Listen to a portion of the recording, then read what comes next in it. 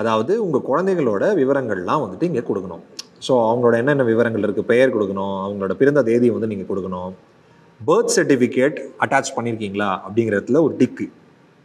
Passport attach பண்ணுறீங்கன்னு சொன்னால் அங்கே ஒரு டிக்கு.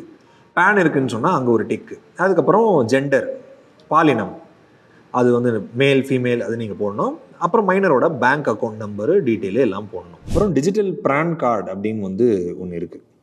என்னென்னா பேன் கார்டு அப்படிங்கிறது வந்து பேன் கார்டு இருக்குல்ல, பேன் கார்டு வந்துட்டு பர்மனண்ட் அக்கௌண்ட் நம்பர், இது வந்துட்டு பர்மனண்ட் ரிட்டையர்மெண்ட் அக்கௌண்ட் நம்பர். அது வந்துட்டு செலக்ட் பண்ணிக்கோங்க. நான் வந்துட்டு ஆன்போர்டு ஆகிறப்போ எனக்கு ஒரு ப்ரானும் கொடுத்துட்டீங்க அப்படின்னு சொன்னால் ஒரு 18 ரூபா கூடுதலாக கட்டினீங்கன்னு சொன்னால் ப்ரான் கார்டும் வந்துடும். நீங்கள் வாங்கி வச்சுக்கோங்க, நல்லது.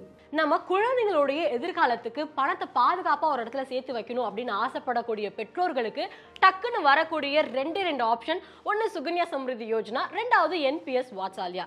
நம்மளுடைய சேனலில் சுகன்யா சம்ருதி யோஜனா திட்டத்தில் எப்படி நம்ம பணத்தை போடுறது, அதனுடைய பயன்கள் என்ன, ஒரு 21 வருஷம் கழிச்சு எவ்வளோ பணம் நமக்கு கிடைக்கணும், பல விஷயங்கள் சுகன்யா சம்ருதி யோஜனா பற்றி நம்ம தெளிவாக தெரிஞ்சுக்கிட்டாச்சு.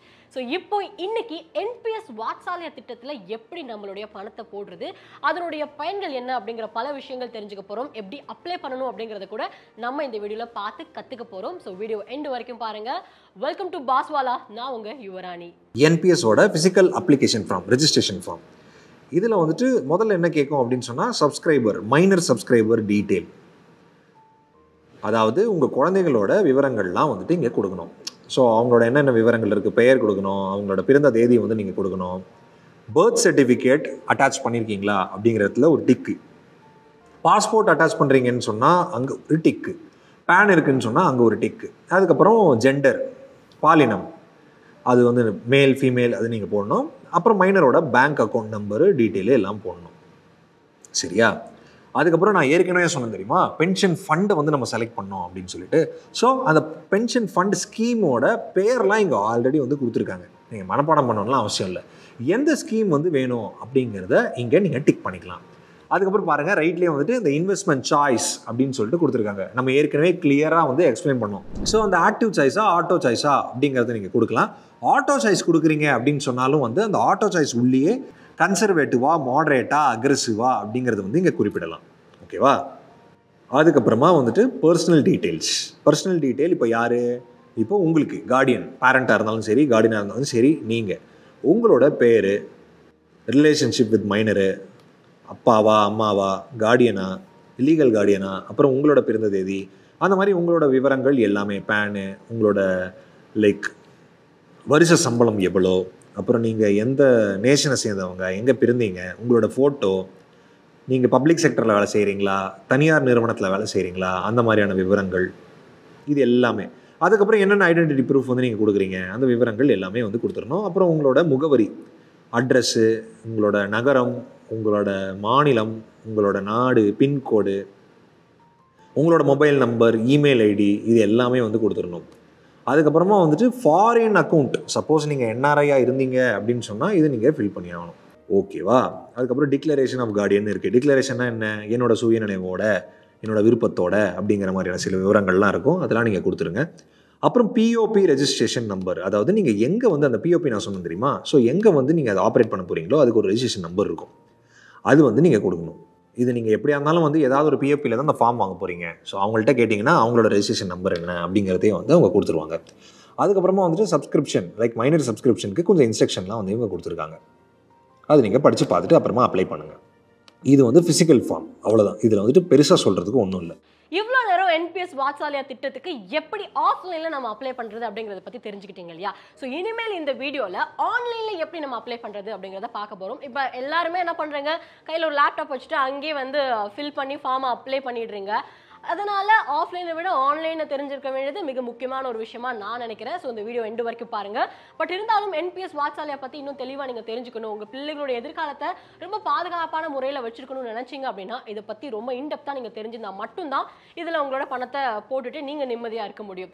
ஸோ நம்மளுடைய பாஸ்வாலால என்பிஎஸ் வாத்சல்யாக்குன்னு ஸ்பெஷலான ஒரு கோர்ஸ் இருக்குது, அதை நீங்கள் செக் பண்ணி பார்க்கலாம். இப்போ இந்த வீடியோ எண்டு வரைக்கும் பார்த்துட்டு வந்துடலாம். இப்போ ஆன்லைனில் எப்படி அப்ளை பண்ணலான்னு பார்க்கலாம். npstrust.org.in இந்த இணையதளத்துக்கு போயிடுங்க.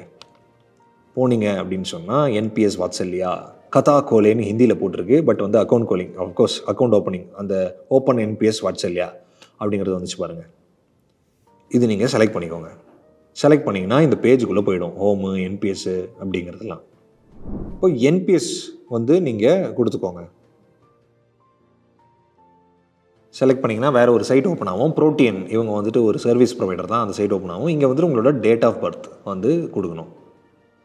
அதாவது கார்டியன் உங்கள் பசங்களோட டேட் ஆஃப் பர்த் இல்லை, உங்களோட டேட் ஆஃப் பர்த் தான்.